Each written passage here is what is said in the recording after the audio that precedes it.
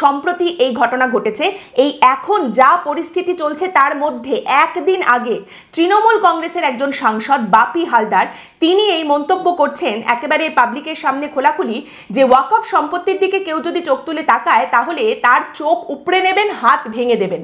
তিনি এক্স্যাক্টলি যে কথাটা বলেছেন সেটা হচ্ছে, মমতা বন্দ্যোপাধ্যায়ের সরকার যতদিন আছে ততদিন আপনার বাপ দাদাদের কবরস্থান রক্ষার দায়িত্ব শুধুমাত্র আপনাদের নয়, আমাদেরও বটে। ওয়াকফ সম্পত্তি কারো বাপের সম্পত্তি নয়, ওয়াকফ সম্পত্তি একটি নির্দিষ্ট সম্প্রদায়ের সম্পত্তি। সেই সম্প্রদায়ের সম্পত্তির দিকে যদি কেউ চোখ তুলে তাকায় তাহলে তাদের চোখ উপড়ে নেবেন, হাত ভেঙে দেবেন। তাহলে এখন যে পরিস্থিতি পশ্চিমবঙ্গে চলছে, যেখানে আমাদের রাজ্য পুলিশের ডিজি বলছেন যে সবকিছু নিয়ন্ত্রণে আছে, অথচ দেখা যাচ্ছে এতগুলো মানুষ সেখানে হাহাকার করে ঘর ছেড়ে পালিয়ে গেছেন এবং ঘরে ফিরে আসার সাহসটা পর্যন্ত পাচ্ছেন না।